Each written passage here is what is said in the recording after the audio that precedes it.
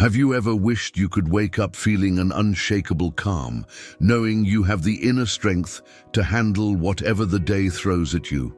Imagine for a moment what it would be like to have a clear, focused mind, free from the constant anxiety and the feeling of always being one step behind, feeling genuinely in control of your own peace.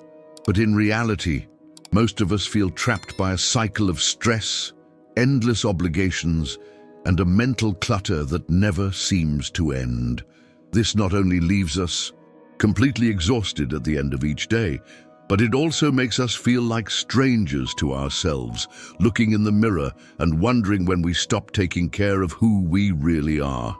But what if I told you there is a time-tested philosophy that can change this game? An ancient wisdom that emperors, statesmen, and freed slaves like Marcus Aurelius and Epictetus used to forge an unshakable inner strength amidst wars, plagues, and the chaos of the ancient world. In this video, I will guide you through the 5 essential Stoic micro-habits to reinvent who you are from the inside out. By the end, you won't just know how to break the cycle of stress and burnout, but you will feel empowered, calm, and authentically in command of your own mind. So, if you are truly ready to stop just surviving and start reclaiming your inner power, commit to it right now. Like this video to signal your intention. Subscribe to the channel so you don't miss a single step of this journey, and share it with someone you know needs to hear this message. And so I know you're all in, comment "I am ready" down below. Now do not skip a single second. The journey to becoming unrecognizable to your former self begins now. Habit 1. The 2-minute morning mind sweep. Taming the inner tempest. You have power over your mind, not outside events. Realize this, and you will find strength. Marcus Aurelius. The alarm blares. 6:15 a.m. Before your eyes are even fully open, the invasion begins. It's a silent, internal blitzkrieg. A wave of thoughts crashes into your consciousness, each one vying for immediate panicked attention. The presentation at 10 a.m. I haven't rehearsed enough. What if they ask a question I can't answer? Then there's that weird noise the car was making yesterday. That's going to be an expensive repair, isn't it? I forgot to call my mom back. She's going to be upset. Did I remember to pay the credit card bill? What are we even having for dinner tonight? And why did I say that? Stupid thing at the party 3 years ago? This is the default human condition in the 21st century. Your mind wakes up cluttered, chaotic, and already in a state of low-grade fight or flight. And what is our collective conditioned response? We reach for the great pacifier, our phone. We hope that a quick scroll through social media, a glance at the news, or clearing out our email inbox will somehow bring order to the chaos. Spoiler alert, it's like trying to put out a fire by dousing it with gasoline. You are not organizing your thoughts, you are adding thousands of new ones. You are inviting the opinions, anxieties, and curated highlight reels of the entire world into your mind before you've even had a chance to check in with yourself. You are starting your day as a passenger in your own life. The first micro-habit is your anchor. It is the act of claiming the first 120 seconds of your day as your own. It is what I call the 2-minute morning mind sweep. Before your feet touch the floor, before you check a single notification, before the world has a chance to tell you who you should be and what you should worry about, you will simply sit on the edge of your bed and observe. This is not meditation in the formal sense. There is no goal of emptying your mind or achieving a state of transcendent bliss.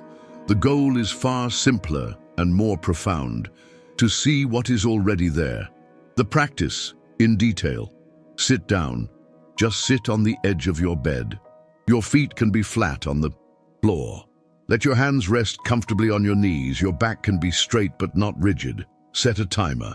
Use a simple non-phone timer if you can, or set your phone's timer for 2 minutes and place it face down.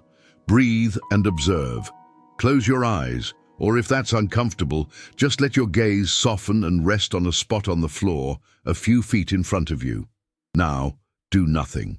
Your only job is to become a curious, non-judgmental observer of your own mind. Label the clouds. Imagine your mind is a vast, open sky. Your thoughts, feelings, and sensations are simply clouds drifting through. Your job is not to stop the clouds, change them, or judge them for being stormy or wispy. It is simply to notice them and, if you like, give them a gentle, neutral label. There is the work presentation cloud. There is the worry about money cloud. There is a cloud of excitement for the weekend. There is the song stuck in my head cloud. There is a physical sensation of tightness in my chest. That's it. For 2 minutes, you just watch the parade. You will get distracted. Your mind will latch onto a thought and you'll follow it down a rabbit hole. This is not a failure. This is the practice. The moment you realize you've been swept away, you have succeeded. You simply, gently, and without any self-criticism, return your attention to just watching the sky. The Stoics called this practice prosoch, a state of continuous, vigilant attention to your inner world. Epictetus taught that our suffering comes not from events, but from our judgments about those events. This morning's sweep is your training ground for separating the two. You learn to see the difference between the thought, I have a presentation today, and the judgment, I am going to fail my presentation and everyone will think I'm an idiot. You see that the first is a neutral fact. The second is a story you are telling yourself. Within a week of this simple practice, something incredible begins to happen. You develop what is known as metacognition, the ability to think about your thinking. You start to see the patterns. Wow, on Monday mornings, my mind is always a storm of work anxiety. On Fridays, it's much calmer. When I don't sleep well, my thoughts are much more negative.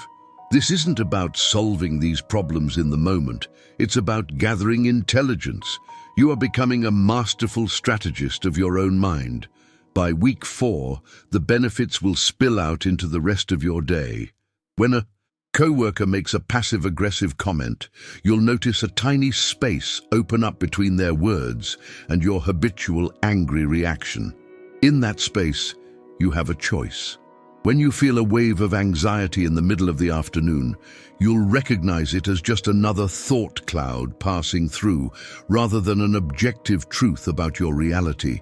You'll find you have more patience, more clarity, and a quiet, solid center that doesn't get rattled by the daily storms. You are building your inner citadel one stone at a time, and it all starts with just 2 minutes of quiet observation. Habit 2, the gratitude archaeology. Dig, finding treasure in the ordinary. It is not the man who has too little, but the man who craves more that is poor. Seneca. Let's talk about gratitude. It has become a wellness buzzword, often presented as a simple panacea for all that ails us. We're told to keep gratitude journals, to list 3 things we're grateful for before bed. And for a while, it can feel good. I'm grateful for my family, my health, my home, but soon the practice can become rote, a mechanical recitation of the obvious. It's like eating the same bland meal every day. It provides sustenance, but it loses its flavor, its richness, its power to truly nourish. Your brain, an efficiency machine, starts to tune it out. The words lose their meaning. The problem with this surface-level gratitude is that it doesn't train your perception. The second Stoic micro-habit is designed to do exactly that. It's not about just listing what you have. It's about actively rewiring your brain to see the good that you normally miss. I call it the gratitude archaeology dig. The principle is simple. Instead of looking for the big, obvious monuments of your life to be grateful for, you're going to become an archaeologist, carefully sifting through the soil of your ordinary day to find the small, hidden artifacts of goodness. The practice in detail. Choose a moment. At any point in your day, while you're in line for lunch, walking to your car, or brushing your teeth, you will pause, hunt for one micro-good. Your mission is to find one small, specific, positive thing that has happened that would normally go completely unnoticed. It cannot be big. The smaller and more mundane, the better. Examples: the taste of that first sip of coffee, the fact that the traffic light turned green just as you approached it, a stranger holding the door for you, the way the sun felt on your skin for 3 seconds when you walked outside, the fact that your pen didn't run out of ink mid-sentence, the simple, miraculous fact that when you turned the tap, clean water came out. Become an investigator. Now, here is where the archaeology begins. You don't just notice the artifact, you excavate its story. You ask, what had to happen for this tiny good thing to exist? You trace its origins. This is the key that unlocks profound wonder. Let's take the example of the stranger holding the door. Surface-level gratitude would be, I'm grateful that person held the door. An archaeological dig goes deeper. Wait a minute, that person was in a hurry, but they made a conscious choice to pause their life for a moment for me, a complete stranger. That required a moment of awareness and a small act of generosity. Where did they learn that? Maybe their parents taught them to be courteous. Someone, somewhere, instilled that value in them. And what about the door itself? Someone had to design this. A door with its hinges and handle. Someone else had to manufacture it from metal and wood that was harvested from the earth. A team of people had to construct this building, installing that very door. My ability to walk through that door is powered by the food I ate this morning, which was grown by farmers, transported by truck drivers, and sold by grocery store clerks. My simple act of walking through a door held open by a stranger is the culmination of a vast, invisible web of human cooperation, ingenuity, and effort stretching across time and space. Do you feel the shift? That one tiny 2-second event is no longer mundane. It is a miracle of interconnection. You have transformed a simple moment into a profound experience of wonder and awe. The Stoics called this the discipline of perception. They trained themselves to look at any event and see it for what it truly was, stripped of their own negative filters and assumptions. Our brains have a built-in negativity bias, an evolutionary hangover from when we had to be constantly vigilant for threats.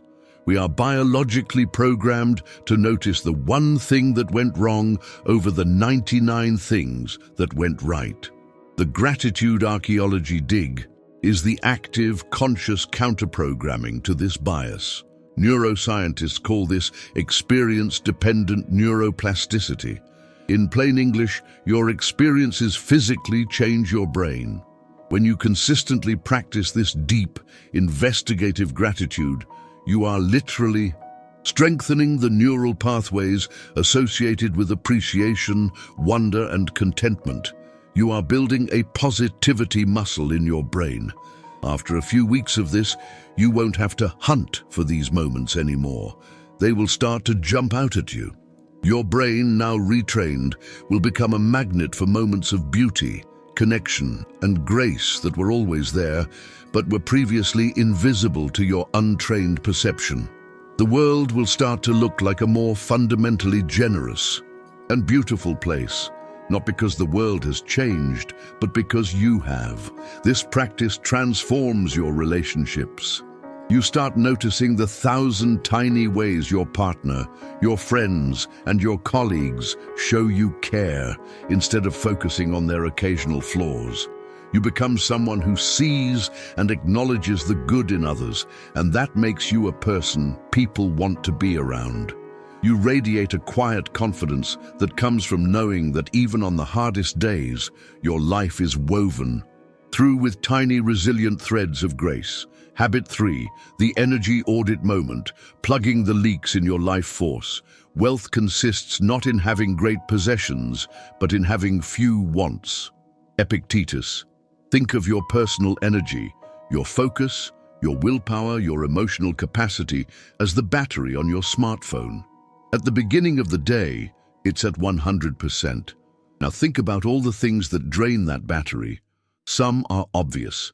A big project at work, a difficult conversation, an intense workout. These are like using GPS navigation. They use a lot of power for a valuable purpose. But what about the hidden drains? What about the apps running in the background, silently sucking your battery dry without you even knowing it? That unresolved argument from last week that you keep replaying in your head. The habit of constantly checking the news and feeling a surge of outrage. The people-pleasing tendency that makes you say yes to things you don't have the capacity for. The resentment you're holding on to towards a family member. Most of us go through life with our battery constantly in the red, wondering why we're so exhausted all the time, without ever checking which apps are running in the background. We accept chronic depletion as normal. The third Stoic micro-habit is your personal energy management system. It's a simple, powerful practice for identifying and closing those background apps. It is the energy audit moment. The concept is breathtakingly simple.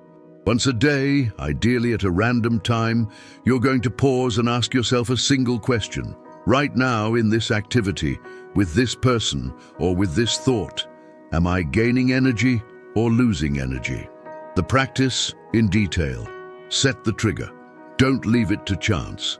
Set a random alarm on your phone for some time in the afternoon, or link the habit to an existing one. Every time you wash your hands, or every time you take a sip of water, that's your trigger for the audit. Pause and scan. When the trigger occurs, stop what you are doing for just 30 seconds. Close your eyes if you can. Don't consult your logical mind, which will try to tell you how you should feel. Instead, tune into the wisdom of your body. Your body never lies. Scan your posture. Are your shoulders hunched up by your ears? Scan your jaw. Are you clenching your teeth? Scan your breathing. Is it shallow and rapid, high in your chest, or is it deep and slow, down in your belly? Scan your gut. Does your stomach feel tight and knotted, or relaxed and at ease? Your body is giving you a clear physiological readout of your energy flow. Tightness, clenching, and shallow breathing are the signatures of an energy drain. Relaxation, openness, and deep breathing are the signs of an energy gain. Act immediately, the micro-adjustment. This is the most crucial step. You must act on the information your body has given you, right in that moment. You have 3 choices, and the action you take will be tiny. Change it. If you realize you've been doom scrolling on your phone and it's making you feel tense and drained, the action is to close the app and put the phone down. Right now. Not in 5 minutes. Reframe it. If you're in a boring but necessary meeting and you feel your energy plummeting, you can't leave. But you can change your response. You can reframe it. Okay, this is draining. Instead of resisting it, what if I practice deep listening? What if my goal for the next 10 minutes is to simply practice patience? This shifts you from a passive victim to an active participant. Remove it gently. If you're in a conversation that has devolved into pointless gossip or complaining and you feel it draining you, you can gently remove yourself. It was great catching up, but I've got to get back to this task. Let's talk again soon. Epictetus's core teaching was the dichotomy of control, understanding the difference between what we can control and what we can't. This micro-habit is the ultimate application of that principle. You can't control that your boss is in a bad mood, but you can control how much of your own energy you leak in reaction to it. You can't control the traffic, but you can control whether you spend that time fuming or listening to a podcast that energizes you. This practice also teaches you to distinguish between good tired and bad tired. Good tired is the satisfying exhaustion that comes after meaningful, focused effort. A creative project playing with your kids, a deep conversation with a friend. It's an energy expenditure that leads to growth. Bad tired is the hollow, corrosive depletion that comes from situations that drain you without purpose. People-pleasing, worrying about things you can't control, engaging in pointless conflict. After a month of practicing the energy audit moment, you will develop a powerful new sense, energy intuition. You'll start to feel the potential for a drain before it happens. You'll walk into a room and instantly sense the emotional temperature. You'll find yourself naturally gravitating towards people and activities that replenish you and setting gentle but firm boundaries with those that deplete you. You will no longer be a victim of your daily energy fluctuations. You will become the conscious, deliberate steward of your own life force. Habit 4. The compassion, reset breath. Befriending your inner critic. Be kind, for everyone you meet is fighting a hard battle.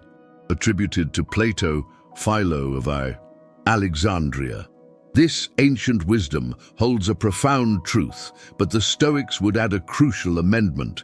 The hardest battle you fight is often with yourself, and the person you need to be kindest to is the one staring back at you from the mirror. Let's be honest. Listen, truly listen, to the voice in your head for a day. Notice its tone when you make a simple mistake, like spilling your coffee or forgetting a name. You're such an idiot. Can't you do anything right? Everyone thinks you're a fool now. This internal narrator, this inner critic, is relentless. It's a drill sergeant that would be fired from any military for cruelty. We walk around with this abusive voice in our heads 24/7 and accept it as normal. This constant barrage of self-criticism is not a motivator, it's a jailer. It keeps you small, afraid to take risks, and trapped in a cycle of shame. The fourth Stoic micro-habit is a precision tool designed to interrupt this cycle. It is a single, powerful breath that starves the inner critic of its power and begins the process of transforming that voice from an enemy into an ally. It is the compassion reset breath. The practice is triggered by the very thing it seeks to heal. The moment you notice that harsh, critical voice flaring up, that is your cue. The practice in detail. Catch the critic. You just sent an email with a typo to your boss. The internal alarm bells start ringing. You're so unprofessional, they're going to think you're careless. There it is, you've caught it. Take one conscious breath. This is not a casual, automatic breath. This is a deliberate, deep inhalation and a slow, complete exhalation. As you breathe in, you acknowledge the situation. Okay, a mistake was made. As you breathe out, you physically release the tension and the immediate wave of self-judgment. This single breath activates your parasympathetic nervous system, your body's built-in rest and digest system. It's a physiological off-ramp from the highway of stress. Deliver the mantra. In the quiet space created by that breath, you silently say to yourself the most powerful and truthful phrase you can muster. I am doing the best I can with the resources I have right now. Let's break down why this phrase is magic. I am doing the best I can. This acknowledges your effort. In any given moment, you are operating from your current level of skill, energy, and awareness. It's a fact. With the resources I have, this acknowledges your context. Were you tired, stressed, rushed? These aren't excuses. They are real factors that affect performance. Right now. This anchors you in the present. You may learn more and do better in the future, but in this exact moment, this was the outcome. It grounds you in reality. This is fundamentally different from empty positive affirmations. You are not saying, I am perfect, or mistakes don't matter. You are practicing radical honesty. It is a statement of compassionate truth. A common fear is that self-compassion will lead to mediocrity and a lack of motivation. If I'm not hard on myself, I'll become lazy. The Stoics and modern psychology would argue the exact opposite is true. Self-criticism is a terrible long-term motivator. It operates through fear. Fear leads to avoidance, procrastination, and a reluctance to try anything where you might fail.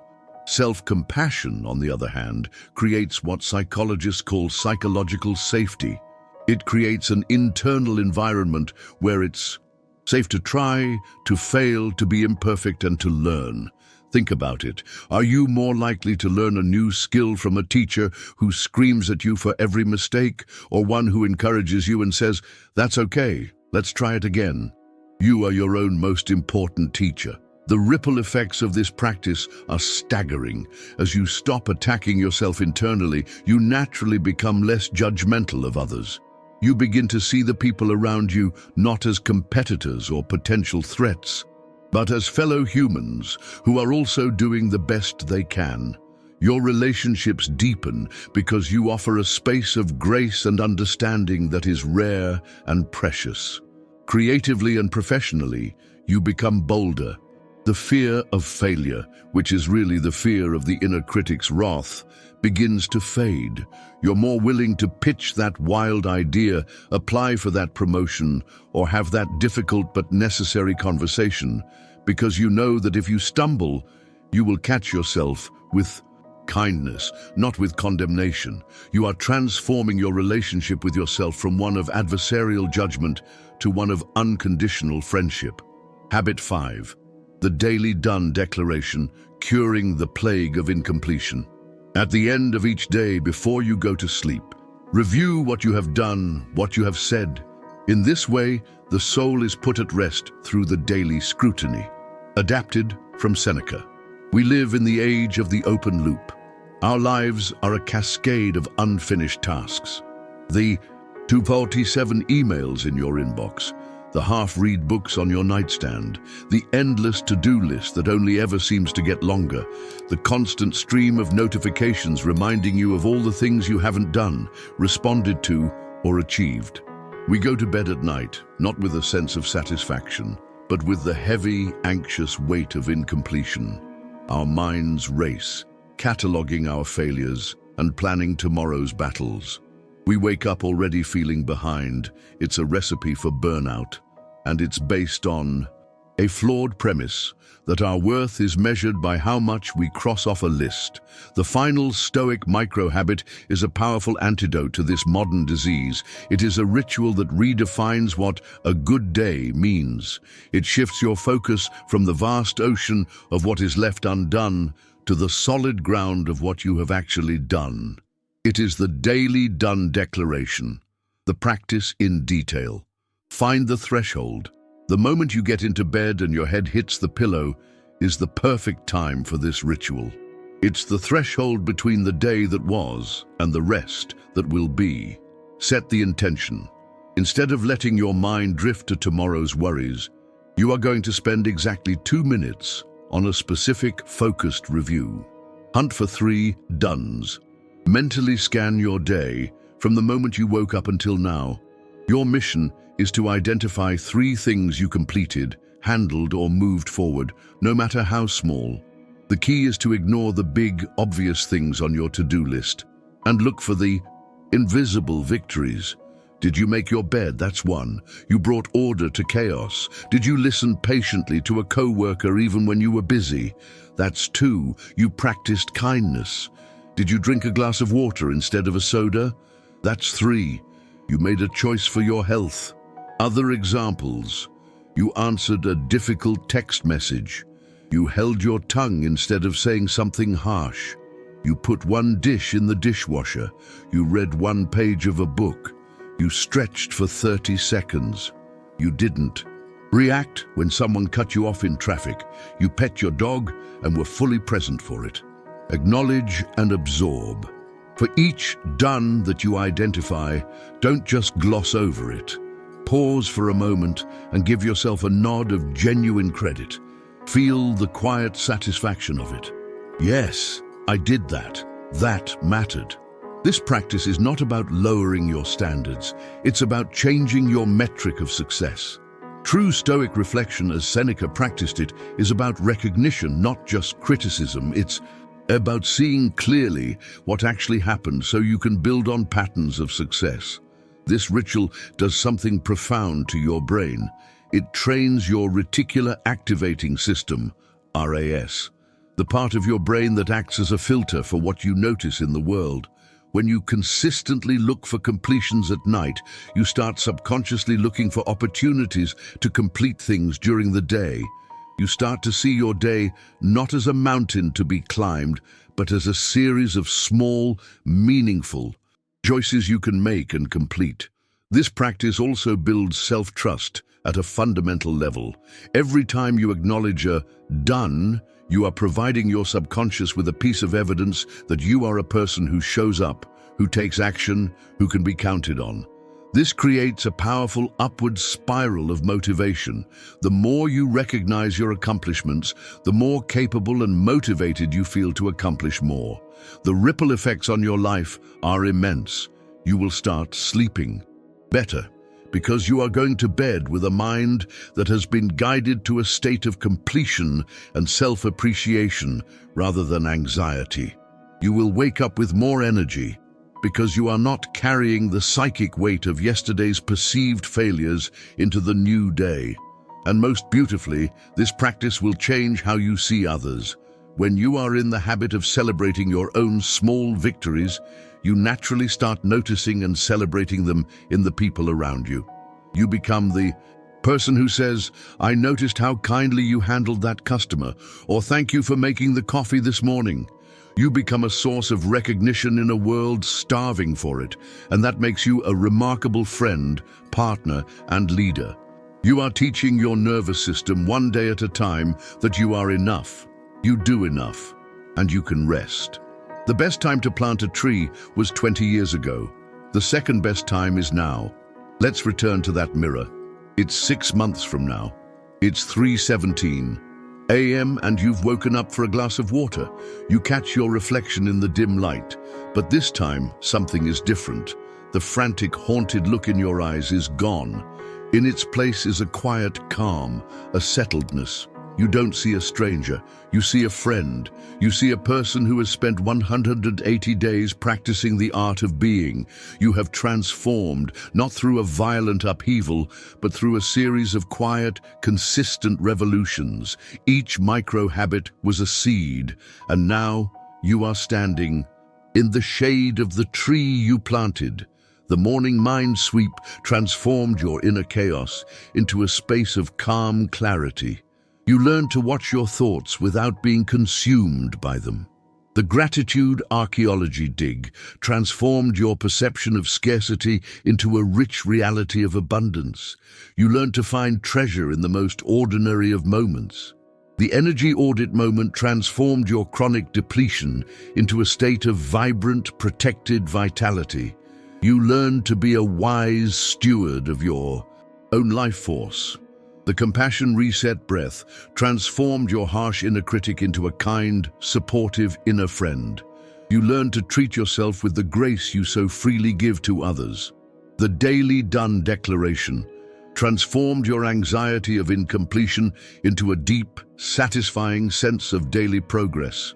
You learned that you are enough and you do enough every single day. These 5 practices, woven together, have repatterned your mind.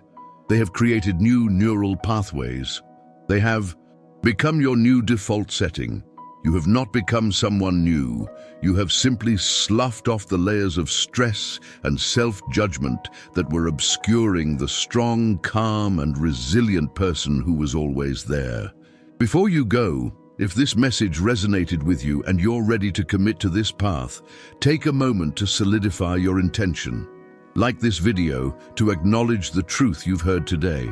Share it with someone you know who is fighting their own quiet battle and could use these tools.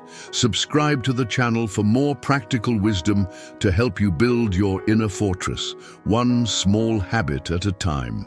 And in the comments below, I'd love to know, which of these 5 habits will you start with today? Your declaration makes it real. The journey of 1,000 miles begins with a single step. You may have felt 1,000 miles from the person you want to be, but these habits are that first, simple step. They are so small they are almost impossible not to take. Your transformation does not start tomorrow or next Monday or on New Year's Day.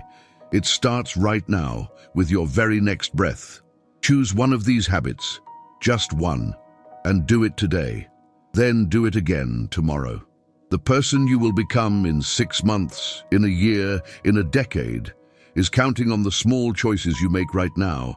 Don't let them down. Start small. Start now. You are ready.